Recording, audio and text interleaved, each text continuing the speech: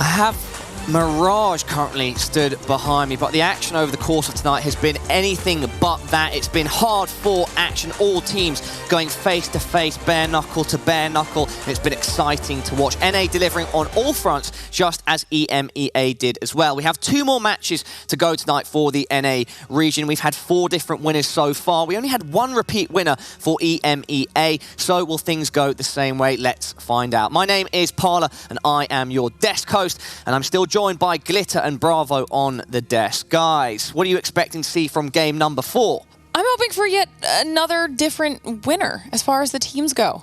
I like kind of spreading out the points, keeping it interesting going into day 2. Competitive, yeah, right? exactly. Yeah, especially going, what you don't want to end up with a very lopsided bracket on the second half of day number 2. Exactly. Where you have kind of results that are guaranteed. But I think I'm hoping to see a continuation of teams that qualified in putting on a show, right? Because anytime you have an invite tournament, there's teams who need to qualify who are like, you know what, we should have gotten invited over those guys. We should have gotten invited over those guys. Those guys are not in the top 10 in our book. And this is the opportunity here where the qualified teams can prove that. What I would like to see is the teams, spreading the points a bit, but Sentinels still keeping a strong lead to make all the other teams want to chase them that little bit extra. What do you think about that? Have you developed a fandom for Sentinels? Well, no, I like You might have, though. I like the way that You they've might had have. a good level of consistency, and currently, as we established at the end of the last game, they have a 20-point lead, which is nothing of the sort of what we saw from EMEA. And so if they can hold that sort of strong lead, I would expect it would encourage the other teams to be a bit more competitive, get biting their heels, perhaps. Absolutely, and I kind of want to see that competitiveness come out in either Team Liquid Blue or Pittsburgh. Yep. Those are the 2 that I'm holding out hope for right now for the next win. All right, anything else, Bravo, before we get our casters in the mix? No, I'm ready to get in. Let's do it. Awesome. Thank you once again to both of you. Dreadnought and Onset, over to you for match number 5 of 6 for day 1 for the NA region of the GLL Apex Legends Series. Thank you, Parla, and Dreadnought's very excited to say this because Sentinels are so dominant at the moment that you've managed to convert it not in just numbers, but into a kind of a visual thing as well. Yeah, and that would be the fact that Sentinels can literally like get dead last, and as long as the first place team doesn't win with more than 8 kills, it doesn't matter. They're still in first. They've basically got a game in hand. They can, yeah. They literally are at the point that they have a game that they can just decide if they want to give it away. You know, if they want to keep it to themselves. Who knows how much farther they advance themselves ahead, but it's pretty impressive. I mean, this has been a roster. There's been an amazing amount of hype. I think it started earliest as X Games. It was like Sentinels, the team to look out for. I mean, but it is clear it is clear that they are the team. At least here today so far. Fulfilling that prophecy a little bit, isn't it? Because they've always been thereabouts, but it's can you win a tournament? Can you take down the TSM, who we keep going on about? And at the moment, not only they're taking down TSM in the leaderboards, but they're making a point of it, eliminating them every single time they have the opportunity. And I think it's also important to highlight, like, because Sentinels was the kill onto TSM to be the first to drop, and TSM suffering on the points due to that situation, it put them into a circumstance that last time we were talking about the break in points is sat to where Tempo was, or excuse me, that where TSM was right at that threshold of being on the positive side of the break in points. Now they sit on the bottom end as basically the most successful team outside of those, again, leading ones. It's not big enough yet to where it's irrecoverable still, but only Sentinels is really at the point where there is breathing room, at least for day number 1, right? I think that this is something we got to clearly it translates, so you've got to be able to keep going if you're Sentinels. There's still a long way to go as well. Even at the end of the day, we're only halfway through the tournament, so a lot of time for a lot of teams to make those adjustments. But Team Liquid, in general, right now, we're having a fantastic time of it. Team Liquid Blue sat in 3rd place. Team Liquid White, 3 places behind them in 6th. So both Team Liquid rosters having a phenomenal showing in our first 4 games here. Yeah, and I think when looking at the 2 rosters, Blue is one that I expected more of in the past, and but White is one that I've had a lot of doubts towards. So I think for me, when looking at those, though Team Liquid Blue in 3rd is, I think, an outlier performance for them and absolutely great for them, I look at Team Liquid White and I go, how did this happen? And the fact that they are bearing 6th place. Yeah, and Complexity Gaming, a team that we said needed to really find something, find a little bit of form in that last game in order to sort of push them up the table, really struggling. And then CLG as well, down in 18th place. Which is actually crazy. I would love to talk about this a little bit more, especially you being probably one of the more qualified human beings to talk about what it means to play games on a controller. And so, you know, what are your some of the thoughts? First, maybe why some of the struggles here of CLG, or it could be just, you know, they're not having a great day. But what is some of your thoughts and your feel from your personal experience? Because I know I've always been a negative Nancy and doubter. Yeah, I mean, you can doubt all you want. I mean, it's always an interesting conversation, is it, between mouse, keyboard, controller? There's always going to be that conversation. However, you will hear a lot of pros saying that I'm avoiding 1v1 battles with controller players. Yeah. Simply because of the fact, and you can talk about it as much as you want, and you positively or negatively, auto-aim is a factor. Yeah. Right? However, there are many, many, many detracting factors of playing controller. I play controller myself, and I play Apex on PC because it's what I've played for 15, 20 years now. It's what feels comfortable for me. There's a lot of positives, there's a lot of negatives, but at the end of the day, it's not one player that's gonna be the deciding factor. Yeah. Complexity, I mean, excuse me, CLG as a unit have not been performing. They haven't even got to that point where, they're in endgame at all. It's just they've been losing the first battle a lot of the times that they seem to be involved with. That's not one player playing on a controller. That's an issue. That's the unit not working whatsoever. Yeah, no, I think that's a very, very fair point that you bring up. And I think it's interesting that that is the outcome here for CLG. To be honest, personally, I think I had the highest bar for CLG going into this event than any event in the past. And they have had some pretty darn good performance in the past. Again, at X Games performing at 16th, and when looking at Poland in even far more competitive format, placing at 16th. So you actually perform better. So I came into this and I go, top 10 minimum. Yeah. Not even a question. I might even put you top 5. And it's even that I think they're starting to expect that of themselves. I think they need to believe. It's go back to belief, right? We go back to teams who, they have these good performances and they kind of set themselves a standard of like, we don't want to be top 10 team. Like nobody wants to be known as a top 10 team. Everyone wants to push into that top 5. You always want to be progressing. Whereas it seems like CLG, maybe they get a little bit stale. Maybe there's, they're not really progressing in any areas. And that's got to be a concern for them, especially looking at how things have panned out in these first 4 games here. 7 points on the board.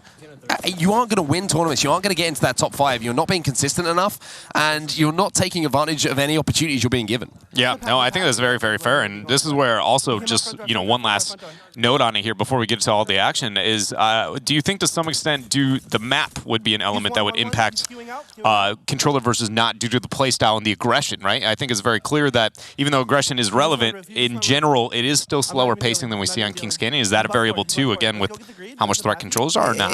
It could possibly be. I think one thing that maybe is a little bit of a disadvantage for a controller on World's Edge compared to King's Canyon is the distances. Like if you have a scout and you have a sniper rifle or you have, a longbow, whatever it is, that longer range weapon, even to the point with the wingman at distance, I would argue that a controller player finds that more difficult. It's the up-close automatic where they really succeed. There are less battles of those in the early game in comparison to the end game. That's why I want to see CLG make an early rotation. That's what they were so good at back on King's Canyon, making that early rotation, holding down a building. If they can do that here, somehow on this map, if they get a little bit lucky with a rotation or manage to secure themselves a building early on, that's when Nice Week becomes very, very dangerous. That's where all of a sudden people will start complaining about controller players. That's where all of a sudden that advantage falls into your hands. Yeah, and it's super interesting being a guy, again, on the other side of the battlefield that, again, hearing people complain about it. One thing that I always found very interesting is, when you play on that controller, mouse sensitivity and just sensitivity is actually a physical limitation. Yeah. The lower it is, the literally least effective you can be in certain situations to be able to deal with that if your cursor isn't on it. You have the lowest mouse sensitivity in the world, and you can reach any pixel always within the same time frame you could with the highest sensitivity in the world, right? It's clearly a bigger distance, and that is the one area where it is objectively impossible to argue they are even. But that being said, when it comes to practice, those things in a vacuum don't necessarily translate out. And again, those controller players looking very, very good here. But Space Station Gaming looking to make their way in to what is going to be off the drill site here. Found one target sitting inside this building. And I just want to make one more point on that just before we kind of close the book on the controller versus mouse and keyboard conversation. Just because you're playing on a controller, that's one facet of the game. That's that's your mechanical skill. There is so much more to these players than just being able to aim your gun or move around the map. And I think sometimes we don't give credit enough to the likes of Nice Week to Snipe Down for their game knowledge, their in-game leadership, and what they bring to their team outside of their physical and mechanical ability in-game. Absolutely. And sometimes, we get caught up in that conversation. It's like, oh, it's a controller player, blah, blah, blah, blah, blah. There's more to players than the way that they use the input to execute what they do in-game. So you're trying to tell me I'm not just a mouse and keyboard. I'm more than just a mouse and keyboard. I'm not just that pretty face here. I've got more to me as a teammate. You're a lot more to me. Yeah, thank you. I think I'll leave it at that. And honestly, that's all that matters. So we are at drill site then, Dread, and it's going to be FlyQuest 2 a setup here. Just trying to get a little bit more information on where that ring is going to be moving. It looks like it could be a fairly central ring here. I think I've seen this before. Team Liquid here sitting on the outskirts of that train yard with the high ground. Was it FlyQuest or Liquid who held it before? It was FlyQuest. Yeah. It was FlyQuest. It was Lou who was up in this position, but it's obviously a very popular spot, as you can see. Yeah. The team's adopting essentially very similar positions, and that's the thing. When you get into these pro lobbies, these pro scrims, these kind of positions, they get a little bit repeatable, and they don't become as surprising as maybe if you're just playing in a ranked play. That's the first point you're going to look at is, we know we've got to push out of this choke point. Where are you going to aim your cursor? Well, where I think the player's going to be. My goodness, did you see that trade? I want to know what Decop was shooting into. The fact that he is an Anvil, popped 2 shots, connected with 1, and he traded 125 HP against him. What could even do that? A longbow? I think it must have been a longbow. So it's going to be the guys here from Pittsburgh Storm retreating back into Fuel Depot here into this little building. Slow healing away, using that Watson ult to make sure that they can just save some resources and live to fight another day. And I mean, this has been the story for me for TSM. The issue with dropping fuel is the loot. And again, it's 3 whites. And 3 whites, it ain't all right, to be honest, with TSM in this position they're in. It is really interesting to see. I think for me, that we're on game 5 now of day 1. And I would say game 1 of that decision-making and suffering from that problem, okay. Game 2, Bit Game unfortunate. 3, we start considering. Game 4, it's an issue. I probably think at do. this point And it's game an issue. 5, I definitely do. Yeah, and we are at game 5 and they fail to do so. Yeah, I think that we're in game 5 now, and I think Hal managed to get away with the purple armor, and then he had to go up to the high ground here to get that armor. They were not once have I seen off the rake here. Maybe there was a blue in there. Maybe we didn't catch something. However, it's not a strong enough loot set for me for TSM to be able to rotate early comfortably. Yeah, no, and I think that's a great point. And to be honest, I'm so tired. I'm unsure if I had this conversation with you or with Bravo earlier. But we've been indicating. Just to point out, by the way, it's 4 a.m. local time here. But to give you an idea of the. Oh my gosh, I lost my sentence off that. Oh, we were I don't even know. I'll remember it in 2 seconds and it'll be embarrassing, but for now, we'll worry about remember if it was me or Bravo who you were asking, and now you can't even remember No, the I can't sentence. even remember it. I got so distracted. He's officially checked out. Yeah, see you, nerds. I'll take it over for a few seconds here while you just regain. Thank you. There's not going to be too much to talk about as we still are seeing teams rotate. 20 teams remaining in the lobby. There will be Corn Pops, though, who has dropped down here for Team Secret, so they're going to have to maybe look to get a res at some point, or maybe get that banner back into play. Excuse me, as they have got the banner back into play, but 20 squads remaining. You ready? Yeah, I've remembered it. Right, I'm welcome. It's mainly we were talking about the value of being able to take a breakthrough today, look at the VODs and change things up. Yep. Right? And we were indicating that there was teams that would maybe gain more value out of that than any, and I can't help but feel like now, on that same topic of Fuel Depot, I think that's one of the harder decisions to be able to risk in a day, and so I can see that being the one to really, on day number 2, Distempo, willing to risk that. Because I can see the idea of you go, all of day 1, we're going to keep doing this, even if we think it's not right, because we need a lot of time to consider what deviation is valuable. Well, one interesting point from that as well for TSM, and the fact that, they're not getting the greatest loot, and they're struggling on their rotations because of that, and struggling to be aggressive and pick up kills. Let's take ourselves back to what we mentioned at the start. No, NRG aren't here, so NRG's spot was open. I don't know if anyone has filled that. Maybe that's something that TSM could look at and go, hey, maybe Lava City is a way for us to change something up here without coming under too much pressure. Yeah, I feel like it would be impossible that nobody took it, but it doesn't change the fact that it would be a team that TSM should feel confident enough to Exactly. take. If it is a team that is going to be scared if TSM start dropping on them. I think that's the point. And I would be willing to argue if you're the team taking the spot that somebody already left, you're probably already the team that's not dictating the pace of drops in the first place, right? So it does leave some room for you to be able to make that happen. I would even argue, with the size of Lava City and the loot set that's available in general down there, you can split that loot and probably come out of the situation better than they are at the moment. I would at least comparable enough that it's not you should probably consider. Yeah, I think that is a very valid argument, and I think only exacerbates the problem a little bit more, But here we do see there was actually, in fact, a world drop sitting between Monsoon and the rest of the squads that they saw on the outskirts here. That means that if anything goes down, so FlyQuest here got to slow things down a little bit. They managed to get a lot of damage down onto a player, but I'm just looking at that circle there. We just for a second there, got a little look, and it looks at his... It's like southern, that cliff on train yards to the right of Mirage Voyage, right? Just to the east. We're going to have to see if we get another cheeky look.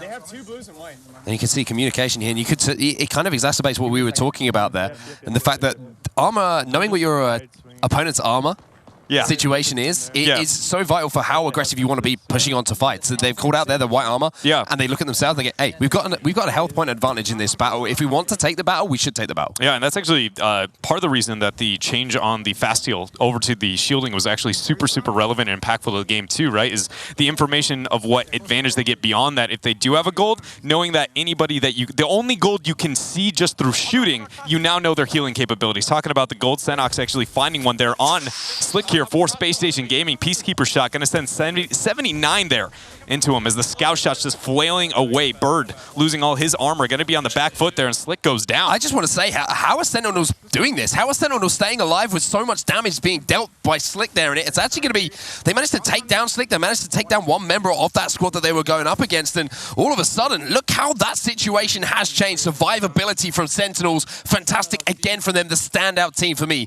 today in North America. I mean, it feels like there's nobody that can stop this squad right now. I can't help but feel like this is one of those moments where you go, maybe TSM's the only one. And again, it has been such a not a part of the conversation here today whatsoever. And there's nobody has been anywhere near as consistent as they have as a roster. Maybe Fnatic, and I think that's a bit of a stretch. Yeah, I'd have to agree with you. And just wanted to point out here, sometimes when you see who you're going up against, sometimes that changes your plan. And you can see that from FlyQuest there. They saw that the battle was going on. They lifted up. They saw who was there. Sentinels having just won that battle. They decided not to engage with them. I think that's very, very interesting point there.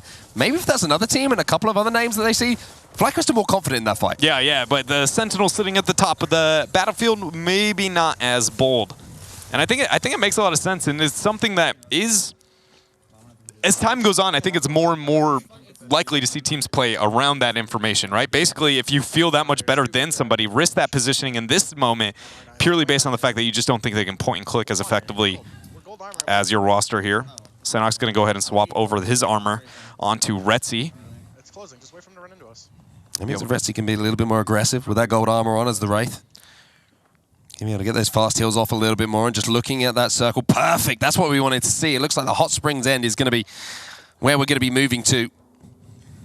3 big buildings down there, which are obviously prime real estate for these teams to try and lock down in this position and this late in the game. World drop there sitting ahead of Rogue, just in the middle of all those buildings. Whoever sits and kind of holds those likely would be able to make a rotation in at this point in time, though. I guess we have actually seen probably 2 to 3 world drops be pursued. What, we got 1 Mastiff, 1 Kraber throughout today. Neither of those have been too effective towards the end game, though. No, neither has been the game changer. I felt like, that being said, I think it could have been last game where we do see the sniper actually be the game changer, but we saw the outcome there of that one. Here we come in with Lucido's squad. Trying to defend here. This is another example of that choke point coming in from the bottom side of the map through Thermal Station from the tree. It's such a difficult point to get through, and again, it's being held down here, and you're just forced into a battle. You're forced to try and beat a team in a straight-up gunfight. Fate actually goes down there, leaving just a one-shot situation there for the cleanup. That's going to be Keller from Team Liquid picking up that one here. And a pretty good tone setter there for them. The fact that they're, again, overall sitting at 6th as TSM still struggling. I mean, looking at TSM right now, they've lost reps. They've still got white armors down. Abralele, I'm not sure if he's got any heals to be able to get them off. At the moment, you can see he's got no armor whatsoever. He's just down to HP. And they're trying to stop the thirst there onto Reps, but they're unable to do so as it does end up going through. Reps did make it a pretty reasonable distance backward if you're considering the banner problem that might be at hand. Couple of armors inside to get a double swap, which is what you see Hal testing with that generator to make sure everything's up. We'll see if TSM can somehow recover. So TSM then, down a man. Still no armors, no real loot to write home about, and they've got a long rotation as well. Looking out of all the teams at the moment, they've probably got the most distance to cover, which means they're going to be coming under the prying eyes of the most teams as they move across the map. Once we see this peeking over that corner from that roster and that perspective, depending on what they end up finding, I feel like I like their positioning as long as they can control the high ground down on that train. But now taking a perspective from Sentinels here, clearly there's a lot of people waiting up there. Also, Zom's already out here for Sentinels. I think the first time that we've really, seen them try and take a late game 2 versus 3 approach here. They managed to make an early enough rotation into the circle here to see it close, and there are going to be teams who are going to have to drop above them. We saw so many teams up there We're going to have to make that rotation. And Sentinels at the moment, you heard the communication just very quietly in the background. Do not shoot anyone. Like, they're just waiting for teams to drop in front of them, and then they can make their move once they engage in those battles. Again, it's a question of timing, but that doesn't mean that you're going to be able to execute when those options do come along. T1, who are in one of these buildings towards the end zone, they're in great position here to have a great game. I've got quite a bit of armor as well when it comes to the weaponry. Pretty decent stacking, only getting the perspective of Zerg. But having the opportunity to be able to increase those attachments there for the R99. R99 being the highest priority probably in this circumstance. Wingman falls off a little bit as time goes on. We're talking about the Mastiff. It's FlyQuest Lou who's managed to get one in his hand. He's managed to take down Xenox as well. So the Sentinels have been great so far. The only issue is they're starting to fall at just the wrong time here with 15 squads remaining, and maybe it is that game in the bag that they have. But one team who doesn't have a game in the bag at the moment is TSM, and you're going to see reps fell earlier. Albralele is down at the moment. The banner is still available, but ImperialHal, last man alive, white armor to his name. Yeah. There's going to have to be some very, very sneaky Master Splinter style plays. And to give a example here, now that we know at least 2 members of Sentinels is out, like how different of a game this is. They have not placed at least placement-wise, they've never been below top 5 already so far throughout all of today here. And that being said, they could eke their way in, but it does look rather grim with the 13 and only 1 representative on their behalf. Team Liquid, though, Nocturnal struggling as he's on the outskirts. That's a big setback there as the shielding still required here for Casper.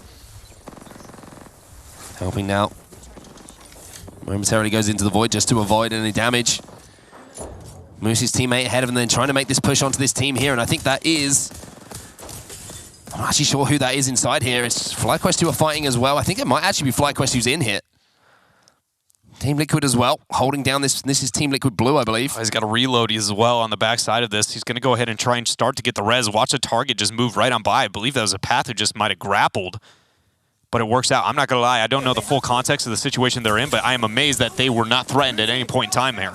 Ooh, there's the Mastiff coming into play. We see how neither of the power weapons that we've really seen, the Golden Kraber or the Mastiff, have been too effective so far, but that's why the Kraber and the Mastiff are so devastating when you can get them into those situations to really put them to use.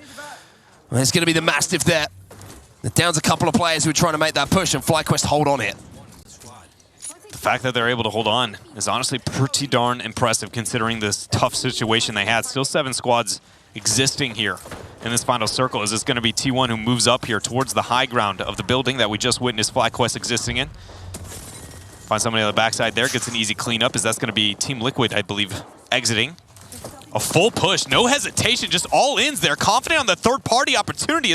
That was a cert distracting down below on the low ground. And it looks clean. My goodness, the black, I mean, we didn't hear a single word. I guess they might not have their comms on, but we didn't hear a single word about it. It was just cohesion. Yeah, that was clean. That was such a well-organized push there. And they managed to take down FlyQuest, who maybe were still high on life after taking down the team that tried to push them before. Great opportunity, and realizing the opportunity to push there from T1 to clean up those kills. And that means they're going to have some more loot to play with as well, with 5 squads remaining as well. They're in a very, very good position here, using those 3 loot bins to provide cover for them as that circle's going to be closing in around 14 seconds. You have to say, as far as position is concerned, T1 are in the best spot on the map. And this is actually one of those situations where the Wingman is going to trade up very, very heavily. Open territory at a mid to close range and then be able to swap over the R99.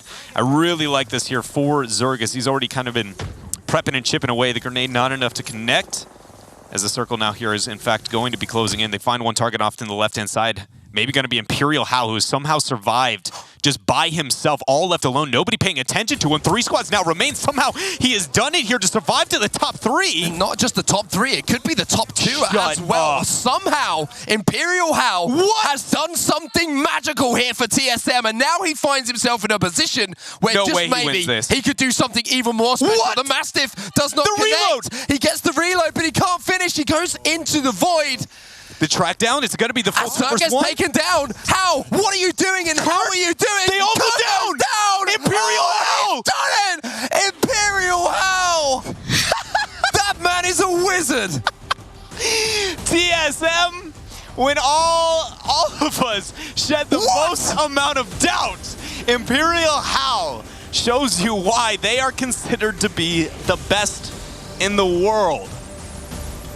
What did we just speechless. Witness. Just to paint the picture of what it's like here in the studio, we've just been told to sit down. We were bouncing around just behind you. ImperialHal with white armor, with his 2 teammates dead for the majority of the game. With a flatline that was with not a loaded. flatline with no bullets in. He comes through and takes the 2 versus 1. That is why TSM are damn good. That was, I mean, I wish it was not as early in the morning as it is to fully give that play as much credit as it deserves. I mean, the only thing that is comparable, at least from my experience, Nothing is comparable. the closest would be maybe Tassanya's attempts at doing what we just saw. And he was never able to actually clutch it out, being a European representative for Luminosity Gaming now. But that is the closest thing. And that's the first time we've ever actually seen somebody close such an insane play. I think it's only right that we send it over to the analyst to break it down, because I have no words. What just happened? I think TSM Hal just popped off, ladies and gentlemen. That was insane. Even for my limited knowledge on Apex Legends, I could see that clutch was absolutely magnificent. 2 versus 1, incredible aiming mechanics, but then also movement, theoretical play as well. He had the right ideas. That was beautiful to see. I don't even know where he came from. Did you see where he came from? I did, and he snuck through that low ground and all that area. We saw him. You called it out early game. You said, once again, TSM, really bad loot, all white armors across the board. Yeah, it was unfortunate. They were able to stay alive essentially in that low ground the entire time. You saw that they got a Thirst came in on reps, so it was just Hal and Aberlele left. Hal's the last one alive, and I'll tell you what, when you saw him hiding behind that world drop, I think you kind of realize if there's one player that can squeak out something they shouldn't and is mechanically superior to just about everyone else here, and maybe in the world, it was Hal, and the fact that he's able to do that. I can't wait to watch his POV to see exactly. I'm gonna go back. If there's one VOD I'm watching before I go to bed at 6:30 in the morning, it's that one. As the clock strikes 4, you hear a knock on the door. It's God. Uncle Hal, and he's going to war. That was absolutely incredible. And I'm definitely going to check out that VOD of his to see exactly how the POV played out, because that was, I mean, you can just appreciate that even if you don't know exactly what's going on. Like, it was just really, really enjoyable to watch, and a well-deserved win, and I wouldn't be surprised if that really elevated the team going into the 6th and final, I don't know, what's the 6th and final matchup for NA of the day. I think it is what they needed. That type of thing, not only on the scoreboard, but keep in mind, they only got 4 kills. And 2 of them are right at the end of the match. And none of them had 1,000 damage. Is that the lowest kill, lowest damage TSM win ever? Almost certainly. Probably, definitely. What I do need to point out, though, is that they had T1, Rogue, and Pittsburgh all in the same area with mostly healthy teams ready to fight, and he just waited. Yep. He waited it out for the perfect opportunity to come with it. You're laughing, so I've got like the giggles as well now. And Bravo's just like smiling, what is going on here? Twitching on the end of the day. What is going on here? I don't mean to interrupt, guys. I apologize. All right, just forget me until my producer tells me what's next. However, once again, different team as the winner. We've yet to have a repeat for NA. Absolutely. Let's get the scoreboard up and see exactly where all of our teams placed. T1 get first place with 15 kills. Look at that. Monstrous. 24 points overall because their placement wasn't optimal, but nonetheless, they sit at the top. Rogue in second, and TSM with 12 placement points, but with just 4 kills, lands them in third. They should be happy with that, though, especially considering how it happened. They honestly, at this point, not only was it an amazing game to watch, but they needed those points to help put them in a better position for tomorrow. Absolutely. And Sentinels there in 11th will only increase their position by 3 points, but they should be, I think, still in the lead, depending on where T1 are now. Yeah, just below them by 7 points. Sentinels still at the top with 61. And we might see a similar score at the top by the end, compared to EMEA in the low mid-70s. And they only need 12 to tie, which certainly is within the realm of possibility. Keep in mind, 12 placement points, we've seen them win already. If they simply get a win on the board, they're guaranteed it. But we'll have to see. It's a battle between, right now, NA and EU to see who can get the higher points by the end of the day. Only 1 game left. Some really close scores between like the 3rd and 6th position, the 3rd and 8th maybe. It's nice to see how tight this is getting, Glitter. Absolutely, and that's actually the first time that Team Liquid Blue has been ousted from 2nd after T1 was able to pull down that nice chunk of points in the game we just watched. Indeed. Well, everybody, with that being said, we are now ready to head to a break. Ladies and gentlemen, thank you so much for joining us so far, especially if you watched the EMEA portion, then follow through into NA. We have just one more match to go before we finish off day 1 here. Do not go anywhere. We'll be back after this short break.